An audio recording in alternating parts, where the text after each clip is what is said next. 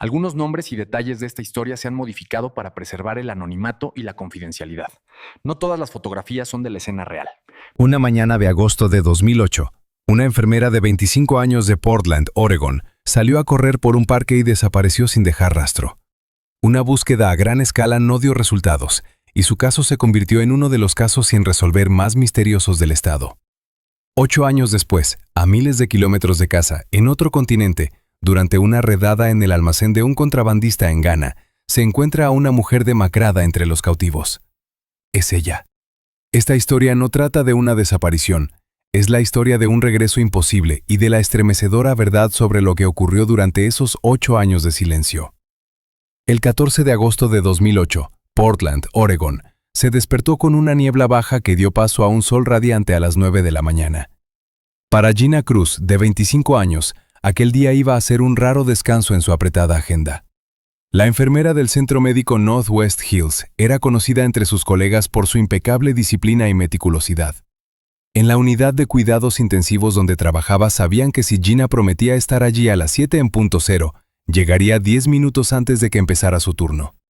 Este rasgo de su carácter se convertiría más tarde en la primera alarma que desencadenaría una cadena de acontecimientos que cambiaría para siempre la vida de su familia. A las 8:40 de la mañana, las cámaras de vigilancia de un edificio privado cercano a la entrada del parque captaron un sedán Honda plateado perteneciente a Gina. El coche giró lentamente hacia el camino de grava que conduce al inicio del sendero Leif Erikson Drive. Este es uno de los senderos más populares de Forest Park, un vasto espacio verde que se extiende más de 5,000 acres a lo largo de las colinas occidentales de la ciudad. A Gina le encantaba este lugar por la oportunidad de estar a solas con la naturaleza sin tener que salir de la ciudad. Aparcó el coche a la sombra de unos altos abetos de Douglas, comprobó los cordones de sus zapatillas de correr y cerró la puerta. Esta fue la última acción de Gina Cruz que puede reconstruirse con absoluta exactitud. Había quedado con su hermana mayor, Amanda, a las 12:30 del mediodía en la cafetería Rose City Roasters en el centro de la ciudad. Cuando el reloj marcaba las 12 en punto, Amanda empezó a ponerse nerviosa. Marcó 3 veces el número de su hermana, pero la llamada saltó directamente al buzón de voz. Aquello era una anomalía para Gina, que siempre llevaba el teléfono cargado y nunca llegaba tarde sin avisar. A las 14 en punto, Mark, el marido de Gina, dio la voz de alarma. Llamó a su mujer durante la pausa para comer, pero solo oyó la voz mecánica de un contestador automático. Mark conocía la ruta de su mujer. Sabía que hacer footing suele llevarle 1 hora, hora y media como mucho. A las 17 en punto, cuando Gina no volvió a casa para preparar la cena como habían acordado, Mark, presa del pánico, llamó al departamento de policía de Portland. El primer coche patrulla llegó al aparcamiento de Leif Erikson Drive a las 18:15.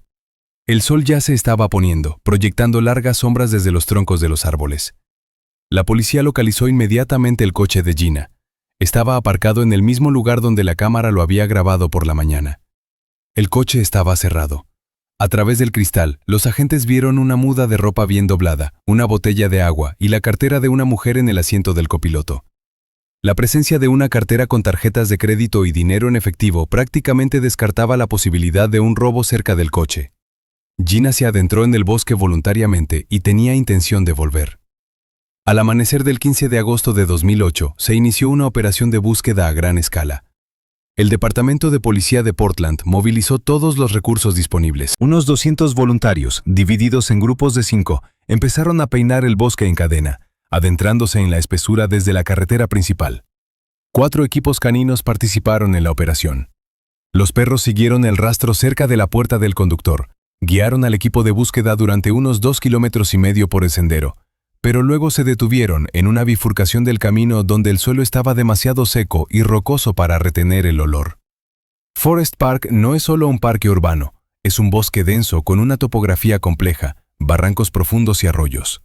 La densa copa de los árboles en algunos lugares bloquea completamente la luz del sol incluso al mediodía. El 16 de agosto, un helicóptero equipado con una cámara termográfica se unió a la búsqueda. Los pilotos rodearon la zona de búsqueda durante horas, escaneando cada metro de terreno, pero el denso follaje creaba una pantalla natural a través de la cual los sensores no podían penetrar. El punto de inflexión llegó el tercer día, el 17 de agosto. Uno de los grupos de voluntarios que trabajaban en el sector cercano a Balch Creek informó de un descubrimiento. Estaba a 200 metros del sendero principal, en un lugar poco frecuentado por los corredores ordinarios. En la ladera de un barranco escarpado, entre helechos y zarzamoras, había un pequeño objeto plateado. Era un iPod Nano. Junto a él, clavada entre las raíces de un viejo arce, había una zapatilla de correr de su pie izquierdo. Los forenses que llegaron al lugar observaron un detalle importante. Los auriculares con cable no solo estaban desconectados, sino que los habían sacado bruscamente del conector del reproductor. La clavija estaba doblada y el cable roto. Era la prueba de una fuerza repentina y violenta. Alguien o algo había tirado bruscamente de Gina, o ella había intentado escapar enganchándose en unas ramas al caer o al huir. La policía acordonó inmediatamente la zona de Balch Creek con cinta amarilla. Los investigadores rebuscaron literalmente en el suelo en un radio de 100 metros. Se desplegaron fuerzas adicionales para comprobar la zona de Germantown Road, a donde teóricamente podrían haber llevado a la persona si se hubiera visto obligada a abandonar el parque por otra ruta. Pero el bosque estaba en silencio. No había señales de lucha en el suelo, ni signos de arrastre de un cuerpo, ni restos de ropa, ni manchas de sangre. Solo una zapatilla de deporte solitaria y un dispositivo electrónico silencioso. El caso se reclasificó oficialmente de desaparición a secuestro. Los detectives entrevistaron a todas las personas que habían entrado en el parque aquella mañana, a todos los conductores cuyo coche había sido grabado por una cámara en un radio de 3 kilómetros. Pero los relatos eran vagos. Alguien vio a una mujer en chándal, alguien oyó el ruido de un motor, pero nadie vio el momento de la desaparición. La fase activa de la búsqueda duró 2 semanas, tras las cuales se redistribuyeron los recursos policiales. La familia Cruz se quedó sola con su tragedia. Para ellos, el tiempo se detuvo a las 8:40 de la mañana del 14 de agosto. El bosque de Forest Park, majestuoso e indiferente, volvió a sumirse en el silencio, ocultando el secreto de lo que había ocurrido en el barranco junto al arroyo. Pero entre los miles de árboles y los millones de hojas, había un detalle que el equipo de búsqueda pasó por alto. Una cosa pequeña, casi invisible, que yacía un poco más lejos de donde se encontró al jugador, presionada en el barro por la huella de un neumático que no debería haber estado allí. Han pasado exactamente 8 años. Para el mundo, el nombre de Gina Cruz no era más que otra línea en las estadísticas de personas desaparecidas, un trozo de papel amarillento en un tablón de anuncios del sótano del Departamento de Policía de Portland. Pero a 11.000 kilómetros de la lluviosa Oregón, en la calurosa costa del Golfo de Guinea, el tiempo se medía de forma muy distinta. Aquí, en la ciudad portuaria de Takoradi, República de Ghana, el 12 de septiembre de 2016, comenzó una operación que pretendía detener el flujo de armas de contrabando, pero que en su lugar abrió la puerta al infierno. A las 3:40 de la madrugada, un equipo combinado de agentes de la policía local y de la Interpol rodeó una instalación industrial en las afueras de la zona portuaria. El complejo de almacenes Gold Coast Logistics parecía una fortaleza inexpugnable. Una valla de hormigón de 3 metros de altura, coronada por una espiral de alambre de espino vivo y torres perimetrales con reflectores. Según la información de inteligencia, el almacén se utilizaba como punto de tránsito de mercancías ilegales que se dirigían al interior. Ninguno de los asaltantes sospechaba que entre las cajas de productos electrónicos y armas de contrabando encontrarían mercancías vivas. El asalto comenzó a las 4 de la madrugada. La explosión de una granada aturdidora rompió el húmedo silencio nocturno, y las fuerzas especiales irrumpieron en las instalaciones. Los guardias, cogidos desprevenidos, no tuvieron tiempo de resistirse. El equipo de barrido se movió metódicamente por el laberinto de contenedores apilados en varios niveles. El aire del interior del hangar estaba cargado de olor a fuel, madera podrida y óxido. Los haces de las linternas tácticas arrancaban de la oscuridad las marcas de los laterales de las cajas de hierro. China, Panamá, Liberia. En el rincón más alejado del almacén, oculto tras pilas de palés de granos de cacao, había un viejo contenedor de 40 pies. A diferencia de los demás, no tenía marcas de embarque y sus puertas estaban cerradas con un enorme candado. Lo que más llamó la atención de los agentes fue un sonido extraño, apenas audible por encima del zumbido de los generadores diésel en funcionamiento. Un ruido sordo y rítmico procedente del interior, como si alguien golpeara una piedra contra el metal con todas sus fuerzas. El oficial Akwasi, que dirigía el equipo de inspección, ordenó cortar la cerradura con unas cizallas hidráulicas. Cuando la pesada y oxidada puerta crujió al abrirse, los agentes retrocedieron instintivamente. Del interior salía un hedor insoportable, una mezcla de cuerpos sin lavar, excrementos y enfermedades. A la luz de las linternas que atravesaban la penumbra de la prisión de hierro, vieron a 5 mujeres. Estaban apiñadas en colchones sucios tirados en el suelo de metal. No había ventanas en la habitación, solo estrechos respiraderos bajo el techo, por los que apenas se filtraba el aire. La temperatura en el interior, incluso de noche, alcanzaba los 30 grados centígrados. Las mujeres estaban demacradas hasta el punto de ser esqueletos cubiertos de piel, sus ropas convertidas en harapos. No gritaban ni lloraban. Se limitaban a mirar a los hombres armados enmascarados con ojos vacíos y apagados, esperando más dolor. Pero una de ellas reaccionó de forma diferente. La mujer sentada más cerca de la salida levantó de repente la cabeza. Tenía el pelo enmarañado y casi completamente gris, aunque su rostro conservaba los rasgos de la juventud, distorsionados por profundas arrugas de sufrimiento.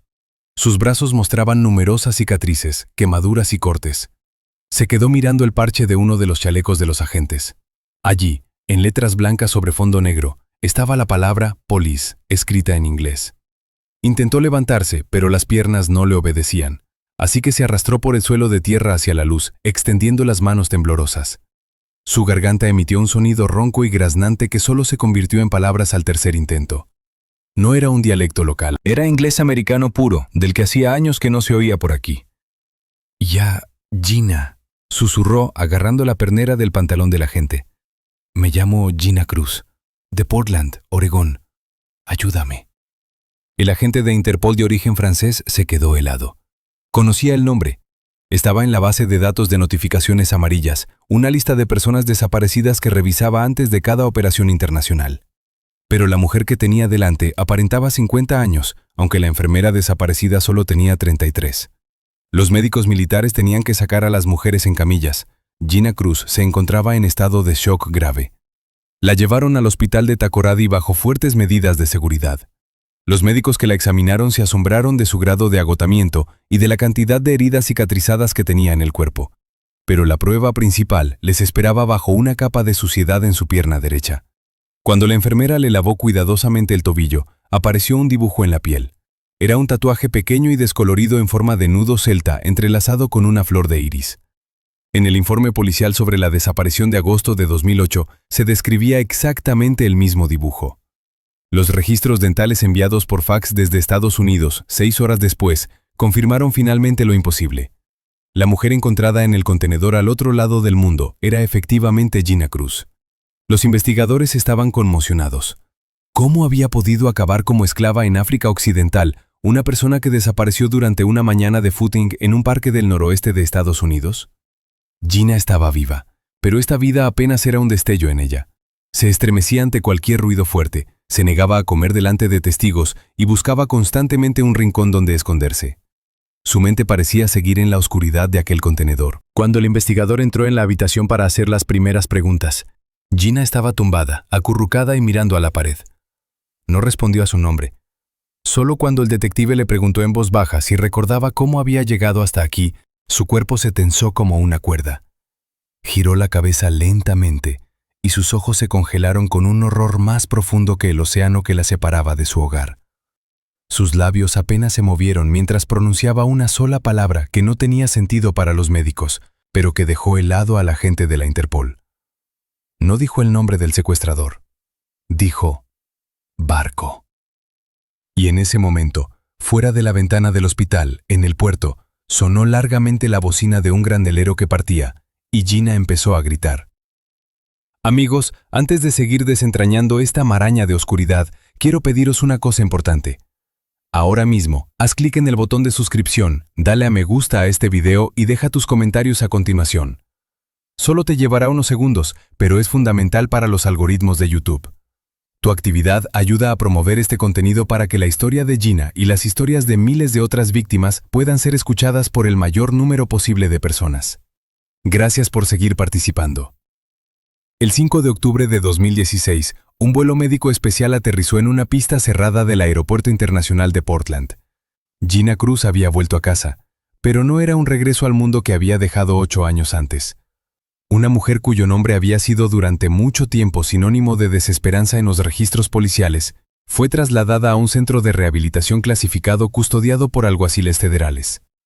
Físicamente estaba a salvo, pero su mente seguía vagando por los laberintos del horror que había vivido. La detective Sarah Lance fue asignada para trabajar con la testigo.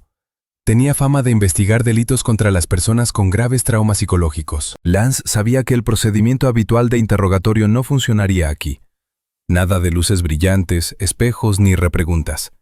Las conversaciones tenían lugar en una sala semioscura con sillas acolchadas, donde Gina podía hablar en susurros, a menudo callándose durante largos minutos. Las actas de estas conversaciones, que se prolongaron durante 3 semanas, se convirtieron en una crónica del infierno que comenzó una soleada mañana de agosto. Según el testimonio de Gina, recogido en el informe del 12 de octubre, aquel día no estaba sola en la ruta. En la parte desierta de la ruta, donde los árboles se cierran en un denso arco, un hombre le bloqueó el paso. No parecía sospechoso. Llevaba el uniforme estándar de un trabajador de servicios públicos, chaleco naranja con bandas reflectantes, pantalones de trabajo y casco. Esta imagen, tan familiar en el entorno urbano, adormeció su vigilancia. El hombre, con un portapapeles en la mano, le informó amablemente de que un viejo árbol se había caído al otro lado de la carretera, dañando una línea eléctrica, y que el paso estaba cerrado temporalmente. Se ofreció a mostrarle un desvío seguro a través de un estrecho sendero técnico que conducía hacia el barranco. Gina le creyó. Solo había dado unos pasos en la dirección indicada cuando oyó un fuerte crujido a sus espaldas, similar al de un rayo. La pistola aturdidora apagó su conciencia al instante. Lo último que recordaba antes de caer en la oscuridad era el olor de la tierra húmeda en la que había caído de bruces. Los siguientes recuerdos de Gina eran fragmentarios, pero no menos aterradores. Se despertó en la oscuridad total, en un espacio reducido donde el aire era pesado y metálico. Tenía las manos y los pies atados con bridas de plástico. Sentía la vibración de la carretera, oía el ruido de las ruedas, que más tarde se transformó en un aterrador estruendo industrial. Gina describió un sonido que ha atormentado sus pesadillas durante años. Un fuerte golpe metálico que sacudió todo su mundo, seguido de una sensación de ingravidez cuando una gigantesca grúa portuaria elevó su prisión en el aire. Estaba dentro de un contenedor de transporte. Las semanas se convirtieron en un ciclo interminable de monótono zumbido de motores de barco y balanceo del mar. Solo sobrevivía porque una vez al día se abría una pequeña ventana en la oscuridad, a través de la cual le arrojaban una botella de agua y raciones secas. Era la logística de una mercancía viviente, establecida con precisión a sangre fría. Cuando por fin abrieron el contenedor, el segador sol africano le quemó los ojos. La entregaron a un hombre al que los lugareños llamaban el Rey. Era un europeo que dirigía una red de escoltas de élite para mercenarios extranjeros, marines mercantes y empleados de empresas militares privadas con sede en la región. Durante 8 años, Gina fue propiedad del Rey, un juguete para quienes pagaban en moneda fuerte y no hacían demasiadas preguntas. Pero el detalle más importante que Sarah Lance consiguió extraer de la dañada memoria de la víctima fue una descripción del secuestrador del parque. Gina no vio claramente su rostro en el momento del ataque, pero recordó un detalle cuando volvió en sí un momento mientras la transportaban en la furgoneta. El hombre se inclinaba sobre ella para comprobar sus ataduras. Tenía un dibujo en el cuello, en el lado izquierdo, justo debajo de la oreja. La tinta era vieja, azulada por la edad. Era el dibujo de una tela de araña con una pequeña araña apenas visible en el centro. El detective Lance dejó de grabar la entrevista. Salió al pasillo y se apoyó pesadamente en la pared, aferrando su cuaderno. Una tela de araña no es solo un tatuaje artístico. En el mundo criminal, es una marca específica que suele significar una larga condena en prisión o la pertenencia a determinadas bandas carcelarias. Esto hizo que el utilero pasara de ser un fantasma sin rostro a una persona muy concreta que probablemente ya estaba en el sistema. Lance sacó su teléfono y llamó al departamento de archivos, dándose cuenta de que aquel pequeño dibujo podía ser la llave de una puerta que llevaba 8 años cerrada. Pero no sabía que la búsqueda del propietario de este tatuaje les conduciría no solo hasta el criminal, sino hasta un viejo video que había estado acumulando polvo en los archivos de una empresa completamente distinta durante todo este tiempo. El 1 de noviembre de 2016, la lluviosa Portland recibió a los detectives con un cielo sombrío, que encajaba perfectamente con el estado de ánimo del Departamento de Archivos de la Policía. Tras el regreso de Gina Cruz y el primer testimonio sobre el hombre de la tela de araña, la investigación que llevaba 8 años aletargada despertó con una fuerza nueva y feroz. Ahora no se trataba solo de una búsqueda de fantasmas en el bosque, sino de la caza de un mecanismo específico que estaba triturando los destinos de la gente. El equipo de investigación comprendió que, si el secuestrador había utilizado un contenedor de carga, eso significaba que había logística de por medio. Alguien tenía que sacar a la mujer inconsciente del parque sin llamar la atención y llevarla al puerto. Los detectives se centraron en el punto ciego de la investigación en 2008. Por aquel entonces, todos registraron el bosque, peinaron los senderos e interrogaron a los corredores. Pero nadie había comprobado a fondo el otro lado del parque forestal. Su frontera occidental, donde árboles centenarios descansan contra el hormigón y el óxido de la zona industrial del Parque Industrial de Gills Lake. Es un laberinto de almacenes, vías férreas y caminos de mantenimiento que bordean la naturaleza. Fue aquí, según los investigadores, donde pudo trazarse la ruta del secuestro de la víctima. Trabajar con los archivos de CCTV era como buscar una aguja en un pajar que se había quemado 8 años antes. La mayoría de los registros de empresas privadas hacía tiempo que habían sido destruidos o sobrescritos. Sin embargo, los detectives tuvieron suerte. El servicio de seguridad del almacén metalúrgico Riverfront Steel, situado en el límite de la zona industrial, guardaba copias de seguridad de sus servidores en soportes físicos en el sótano. Tras recibir una orden judicial, los técnicos empezaron a revisar cientos de horas de video granulado en blanco y negro. El 5 de noviembre de 2016, uno de los analistas observó movimiento en el monitor. La grabación estaba fechada el 14 de agosto de 2008. El código de tiempo de la esquina de la pantalla mostraba las 9:20 de la mañana, exactamente 40 minutos después de que Gina Cruz hubiera aparcado el coche en la entrada del sendero. Una cámara que apuntaba a la parte trasera del almacén captó el borde de un camino técnico de grava utilizado solo por 2 camiones de bomberos y que conducía directamente a las profundidades del parque. En la pantalla apareció una furgoneta blanca. Era un viejo caballo de batalla, probablemente un Ford Econoline de principios de los 90. El vehículo se movía con una lentitud anormal, intentando no levantar polvo. Venía de la dirección del bosque, de una zona en la que estaba terminantemente prohibida la entrada de vehículos civiles. Las placas de matrícula no eran visibles en la carrocería. Estaban cubiertas de barro, posiblemente a propósito. La calidad de la grabación era pésima, con píxeles borrosos en cualquier intento de ampliar la imagen. Los especialistas en procesamiento digital de imágenes pasaron 48 horas aplicando los últimos algoritmos de nitidez que no existían en 2008. Consiguieron extraer detalles de varios fotogramas mientras la furgoneta atravesaba el sol de la mañana. En el parachoques trasero, en el lado derecho, podían ver el contorno de una pegatina. Era el logotipo, una estilizada llave inglesa verde cruzada con un árbol y la inscripción en un semicírculo, Apex Mentoring Solutions. Este fue el primer avance. Una comprobación en la base de datos de entidades jurídicas demostró que, efectivamente, Apex Management Solutions existía en 2008. Era una pequeña subcontrata que había ganado un concurso para mantener las zonas sanitarias y retirar la basura de zonas remotas del parque forestal. Esto lo explicaba todo. ¿Por qué Gina no temía al hombre de uniforme? ¿Por qué su vehículo tenía acceso a las carreteras de mantenimiento cerradas? ¿Y cómo el secuestrador pudo llevarse el cadáver sin ser visto? La furgoneta de servicio era el camuflaje perfecto. Nadie presta atención a los basureros ni a los electricistas del parque. Pero la empresa Apex resultó ser un fantasma.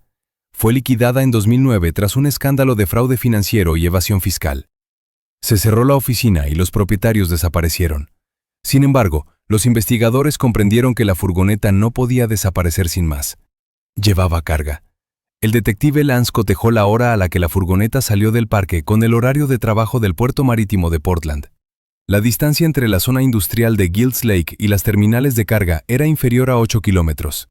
El equipo de investigación se incautó de manifiestos de aduanas y cartas de porte de agosto de 2008. Buscaban cualquier envío asociado a empresas de un día o envíos sospechosos de ese día. En la lista de envíos del 14 de agosto de 2008, les llamó la atención la empresa Pacific Trade Link. Se registró apenas un mes antes de los hechos y dejó de existir una semana después de ellos. Según los documentos, a las 16:30 del mismo día, la empresa despachó un contenedor marítimo para la exportación. El contenido figuraba como piezas usadas de automóviles y chatarra.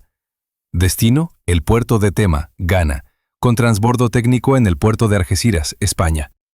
Los detectives miraron la copia escaneada del conocimiento de embarque y un escalofrío recorrió la espina dorsal de todos los presentes. La fecha, la hora, la ruta, todo coincidía con el testimonio de Gina. No era una pasajera. Según los documentos, era un montón de chatarra. En la esquina inferior de la carta de porte había un número único de identificación del contenedor, TGHU 404892. Celda 404, dijo Sarah Lance en voz baja. Este conjunto de letras y números se convirtió en el ataúd de un hombre vivo durante muchas semanas de navegación a través del Atlántico. Ahora la policía tenía el número del contenedor, el nombre de la compañía naviera y el logotipo del parachoques de la furgoneta. La cadena estaba cerrada. Solo quedaba encontrar el eslabón principal, la persona que había conducido la furgoneta blanca y cuya firma figuraba en la casilla transitario del albarán de entrega.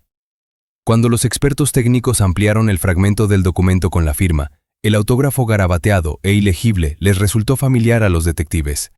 Ya habían visto el nombre en la lista de testigos interrogados hacía 8 años, pero luego puestos en libertad por falta de pruebas. El 10 de diciembre de 2016, las pesadas puertas de acero de la prisión estatal de Oregón, en Salem, se cerraron de golpe tras la detective Sarah Lance y el agente especial del FBI, Michael Thorne. Esta sombría fortaleza, rodeada de muros de 5 metros de altura con torres de vigilancia, se había convertido en el hogar temporal de más de 2,000 de los delincuentes más peligrosos de la región. Pero a los agentes solo les interesaba uno de ellos, el preso número 1493, que cumplía una condena de 15 años por un atraco a mano armada a una joyería y una agresión a un agente de policía en 2012. Se llamaba Caleb Reed. Al equipo de investigación le llevó casi un mes de minucioso trabajo con archivos de papel identificar a Reed. La firma K. Reed en un manifiesto de embarque de Pacific Trade Link fue el hilo que les condujo a un archivo de infracciones administrativas de los años 80. Comparando la caligrafía y comprobando las listas de empleados de la liquidada empresa Apex Maintenances, se obtuvo una coincidencia del 100%. Caleb Reed no era un simple conductor. Era un empleado oficial que tenía las llaves de las puertas técnicas del parque. Lo más espeluznante de este descubrimiento era que la policía ya lo tenía detenido desde hacía 8 años. Un informe de agosto de 2008 conservaba un breve resumen del interrogatorio al testigo Caleb Reed. Por aquel entonces, 2 días después de la desaparición de Gina, unos patrulleros detuvieron su furgoneta blanca a la salida de la zona industrial para comprobar su documentación. Reed se comportó con calma, incluso con indiferencia. Dijo que estaba sustituyendo cubos de basura a lo largo de las rutas turísticas según un calendario. Los agentes lo registraron. Estaba vacío y olía a cloro. Nadie cuestionó por qué el camión olía a limpieza estéril y no a residuos. Le dejaron marchar tras anotar sus datos personales en un cuaderno. Este error le costó a Gina Cruz 8 años de infierno. El interrogatorio se llevó a cabo en una unidad aislada de alta seguridad. La sala de reuniones era estrecha, con muebles metálicos atornillados al suelo y una tenue iluminación fluorescente que zumbaba como una colmena perturbada. Cuando los guardias hicieron entrar a Caleb Reed, el detective Lance se fijó inmediatamente en su cuello. Gina describió un tatuaje en forma de tela de araña en el lado izquierdo. Lo que vieron los investigadores fue un revoltijo de cicatrices queloides carmesí. La piel parecía como si la hubieran quemado con un hierro candente o se la hubieran quitado con láser en un entorno casero. Reed había intentado borrar su pasado, pero los contornos del dibujo aún eran visibles a través de las cicatrices. Líneas radiales que salían del centro, donde antes había estado la araña de tinta. Era la marca exacta que la víctima había visto en los momentos previos a perder el conocimiento. Reed, de 42 años, aparentaba más edad de la que tenía. Profundas arrugas, pálida piel carcelaria y una mirada de fría y depredadora superioridad. Se sentó frente a los detectives, con los grilletes repiqueteando contra la mesa, y se echó hacia atrás con cara de puro aburrimiento. Conocía el sistema. Sabía que, sin pruebas directas, cualquier conversación no es más que un juego de palabras. «Estás haciendo perder el tiempo a los contribuyentes», dijo Reed sin saludar siquiera. Su voz era ronca y humeante. «Se lo conté todo a tus chicos hace 8 años. Estaba sacando la basura. Era mi trabajo. Si alguien se pierde en el bosque, no es mi problema». El agente del FBI sacó en silencio una fotografía de la carpeta. No era una foto de Gina. Era una imagen de alta calidad de un contenedor de transporte oxidado con el número TGYHU 404892, tomada en el puerto de Takoradi. Colocó la foto delante del sospechoso sin decir una palabra.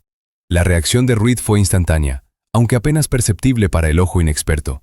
Sus pupilas se contrajeron y las venas de sus pómulos se tensaron. Dejó de balancearse en la silla y se inclinó hacia adelante, mirando fijamente la imagen.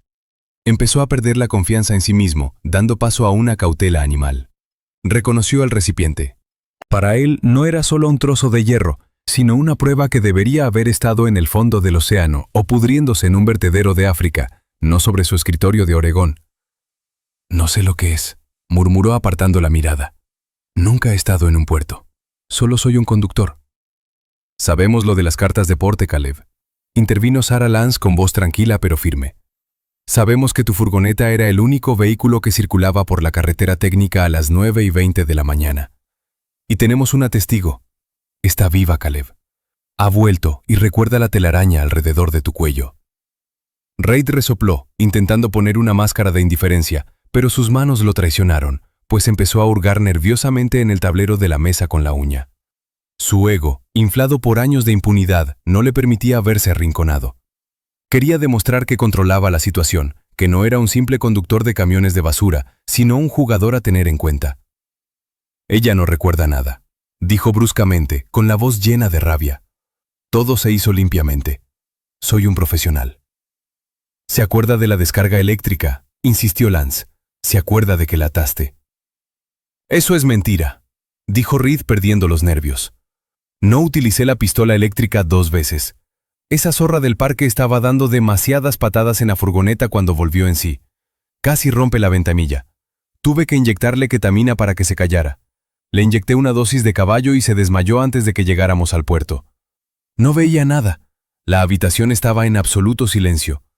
Solo funcionaban el aire acondicionado y la videograbadora de la esquina del techo, que grababa cada palabra. Reid se quedó helado, con la boca entreabierta. Se dio cuenta de lo que acababa de decir.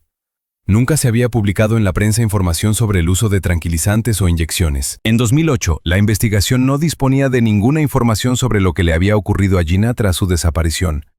Nadie, salvo la víctima y el agresor, sabía lo de la inyección en la furgoneta. Los ojos de Reid recorrieron la habitación, buscando una forma de salir de la trampa que se había construido.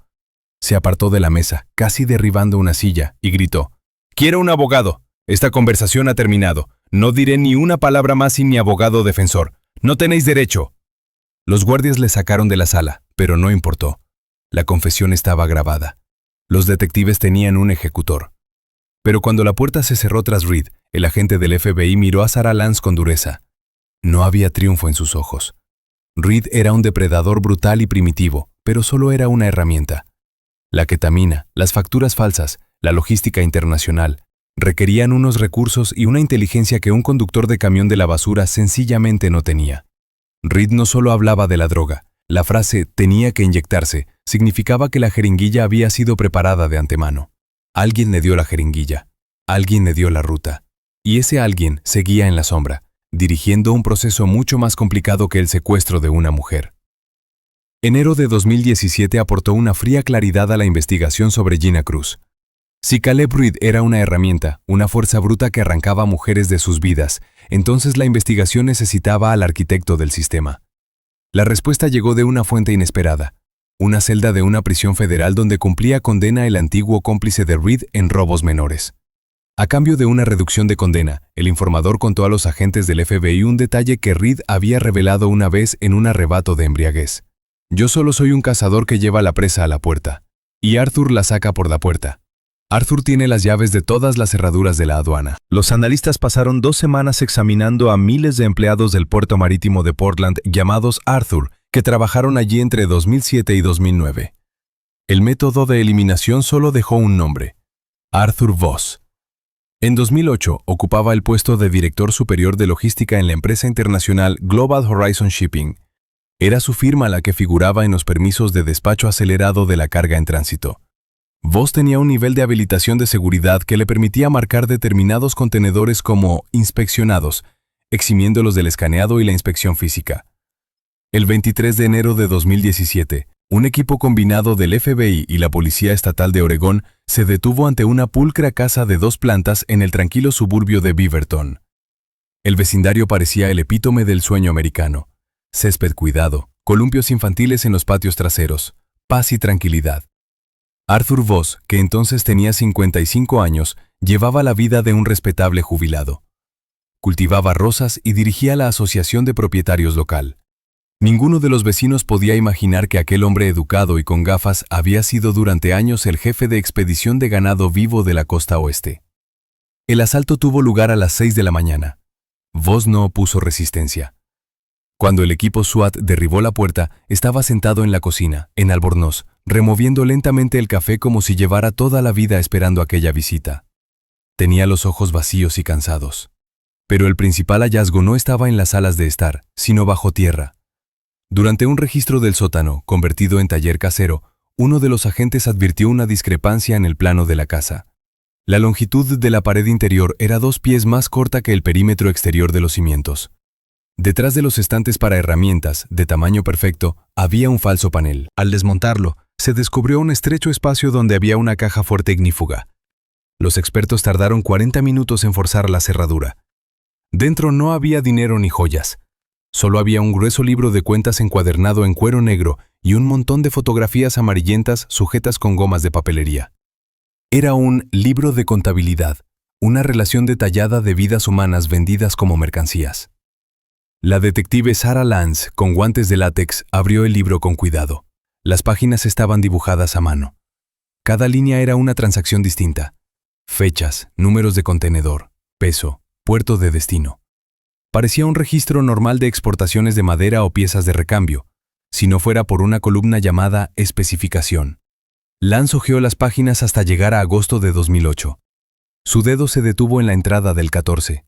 La letra era pulcra y caligráfica, lo que hacía que el contenido fuera aún más aterrador. Contenedor, TGJHU 404892. Remitente, Pacific Trade Link. Contenido según documentos, piezas de automóvil. Carga real. Mujer, 25 años. Tipo caucásico. Estado satisfactorio. Estado. Enviado. Destinatario. Estrella negra. Se adjuntó a la grabación una pequeña fotografía tomada por Polaroid. Mostraba a una Gina Cruz atada y sentada contra la pared de metal gris del contenedor, con los ojos cerrados, la cabeza gacha y una marca reciente de inyección en la pierna. Se trataba de una confirmación fotográfica de la subida realizada por Reed para informar a Voz. Los investigadores siguieron estudiando el libro de contabilidad. Los registros empezaban en 2004 y terminaban en 2012. Decenas de páginas, cientos de números de contenedor. Los puertos de destino cambiaban: Hamburgo, Marsella, Odessa, pero la mayoría de las veces se mencionaba África Occidental.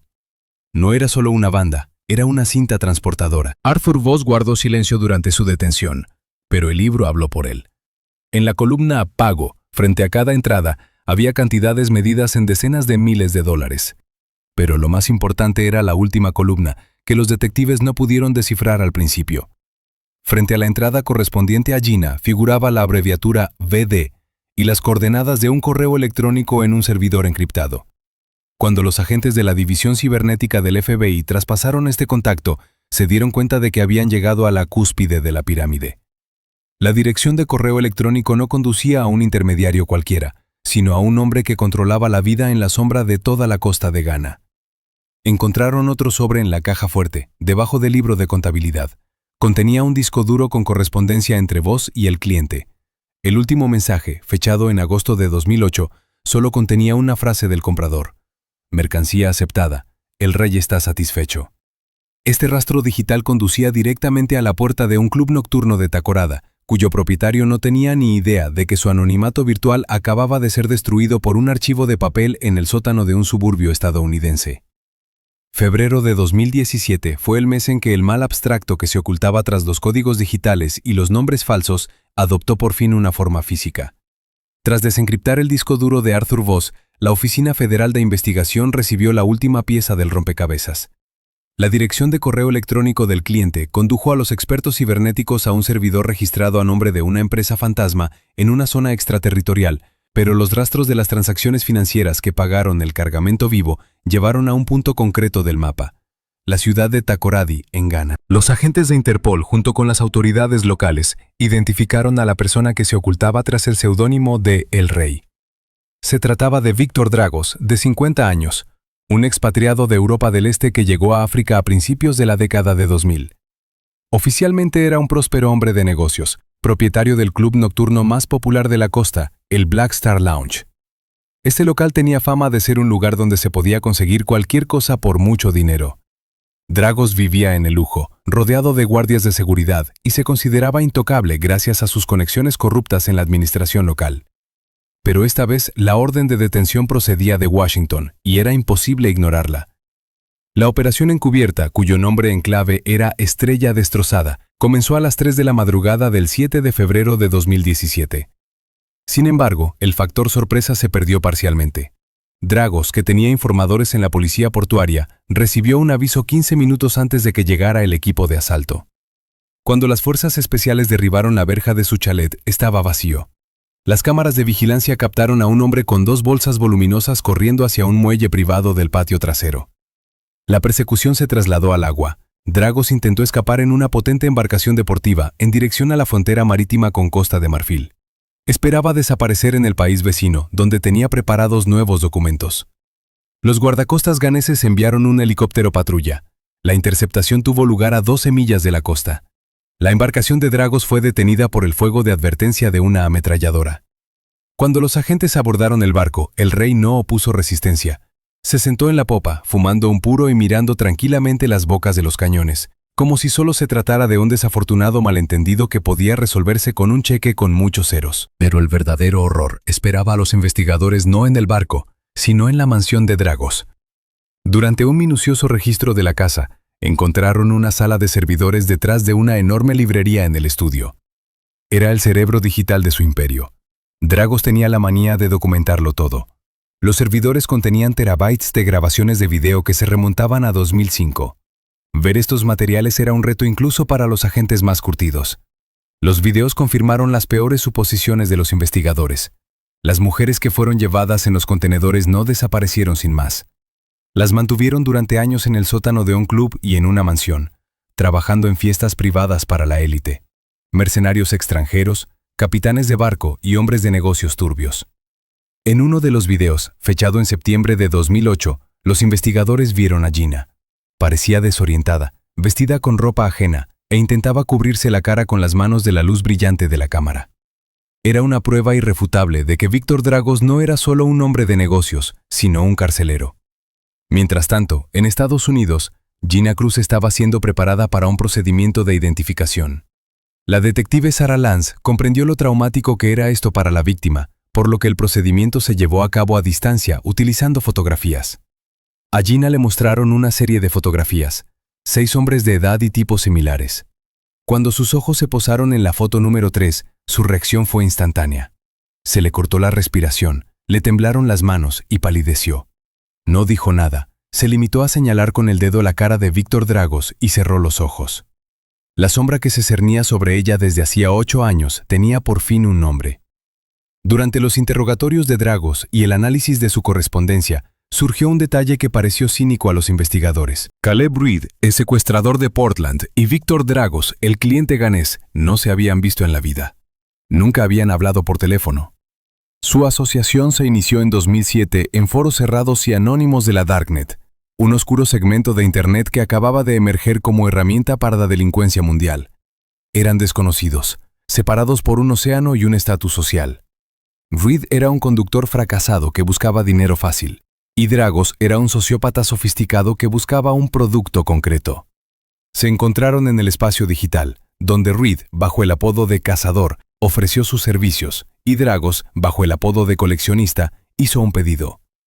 Toda la logística, desde la elección de la víctima hasta el número de contenedor, se discutía en chats encriptados. Gina Cruz fue víctima de un trato frío y sin rostro entre 2 fantasmas que ni siquiera conocían sus nombres reales hasta el momento de la detención. Se reunió la base de pruebas.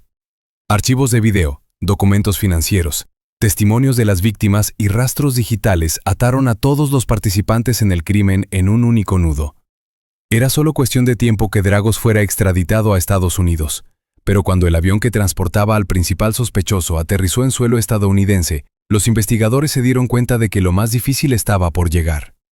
Dragos contrató a un equipo de los abogados más caros, dispuestos a impugnar todas las pruebas, y Caleb Reed, al darse cuenta de que se enfrentaba a la pena de muerte, anunció de repente que tenía información sobre otras víctimas cuyos cadáveres aún yacían en los bosques de Oregón, y que estaba dispuesto a mostrar las tumbas, pero solo con una condición.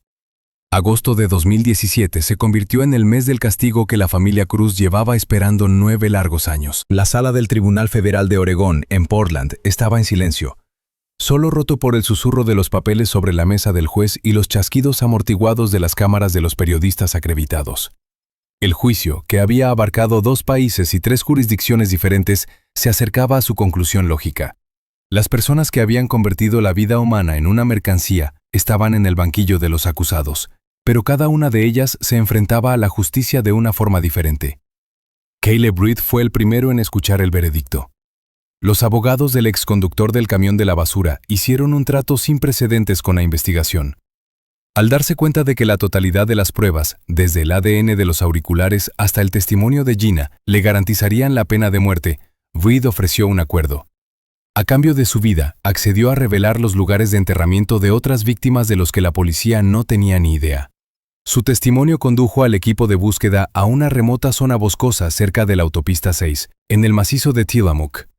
Allí, bajo una capa de agujas de pino y tierra, encontraron los restos de una estudiante de 18 años que se creía que había huido en 2010.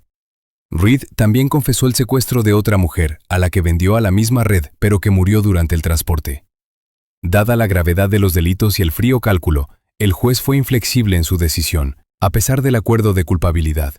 Caleb Reed fue condenado a cadena perpetua sin libertad condicional. Fue enviado a la prisión de máxima seguridad de Snake River, donde pasará el resto de sus días en régimen de aislamiento. Arthur Voss fue el siguiente. El exdirector de logística, que durante años había estado sentado en su limpio despacho firmando sentencias de muerte de un plumazo, parecía roto y envejecido ante el tribunal. Su línea de defensa, basada en la afirmación de que desconocía el contenido de los contenedores, se vino abajo tras la presentación del libro de contabilidad y la correspondencia con Dragos. Un juez federal calificó sus acciones de burocracia perversa. Voss fue condenado a 35 años de prisión federal. Para un hombre de 56 años, esto significaba en realidad una cadena perpetua. El más notorio fue el juicio de Víctor Dragos. Tras un complicado procedimiento de extradición desde Ghana, el rey compareció ante la justicia estadounidense. A diferencia de sus cómplices, Dragos se comportó de forma desafiante, negándose a reconocer la jurisdicción del tribunal estadounidense y afirmando ser víctima de una conspiración política. Sin embargo, el testimonio de Gina y de otras 4 mujeres rescatadas que declararon por videoconferencia no dejó ninguna duda al jurado. Víctor Dragos fue declarado culpable de todos los cargos, incluidos los de trata de seres humanos, detención forzada y organización de un grupo delictivo. Fue condenado a 3 cadenas perpetuas consecutivas más 120 años de prisión. Cuando los martillos cayeron por última vez, el revuelo mediático en torno al caso empezó a apagarse. Los periodistas se marcharon. Las cámaras se apagaron y la sociedad se volcó en nuevas sensaciones. Pero para Gina Cruz, el verdadero final de esta historia no tuvo lugar en un tribunal, sino a cientos de kilómetros de Portland. Gina no podía quedarse en la ciudad donde cada parque y cada sombra le recordaban lo que había vivido. Se mudó con sus padres a la ciudad de Bend, situada en la región del Alto Desierto, en el centro de Oregón. Aquí el paisaje era radicalmente distinto: espacios abiertos, arbustos bajos, cielos inmensos, y lo más importante, sin bosques densos y oscuros que taparan el sol. Aquí podía ver el horizonte a kilómetros de distancia. Su rehabilitación fue lenta y dolorosa. Gina trabajaba con un psicoterapeuta 3 veces por semana. Aprendió a confiar de nuevo en la gente y luchó contra los ataques de claustrofobia. No podía subir a los ascensores, no cerraba la puerta de su habitación ni siquiera por la noche y se estremecía con el ruido de los camiones que pasaban. Pero con cada mes que pasaba, la oscuridad retrocedía. El 20 de agosto de 2017, 9º aniversario de su rescate, como llamaba ahora al día en que desapareció del viejo mundo, Gina hizo algo que había evitado durante casi una década. Sacó de la caja un nuevo par de zapatillas de correr. No eran las mismas zapatillas que había dejado en el barro de Forest Park, pero el proceso de atárselas hizo que le temblaran las manos. Estuvo sentada en el borde de la cama unos 20 minutos, mirándose los pies. La memoria de su cuerpo gritaba peligro, devolviéndola al momento de la pistola eléctrica. Pero esta vez Gina no se dejó vencer por el miedo. Respiró hondo el aire seco del desierto, se ató los zapatos y se levantó. Salió al porche de la casa de sus padres. Delante de ella se extendía un camino de asfalto bañado por el sol del atardecer. No había árboles alrededor, solo espacios abiertos y los lejanos picos de las montañas Cascade en el horizonte. Gina dio el primer paso. Sus pies tocaron la dura superficie. No corrió hacia el bosque, no intentaba batir un récord de velocidad. Se limitó a caminar con paso firme y seguro calle abajo, sintiendo que recuperaba el control de su vida, que le habían robado hacía 9 años, con cada metro. Caminó hacia el sol, dejando las sombras del pasado donde pertenecían, detrás de ella, en los archivos cerrados de la policía. La historia de la desaparición de Gina Cruz ha terminado. La historia de su vida ha comenzado.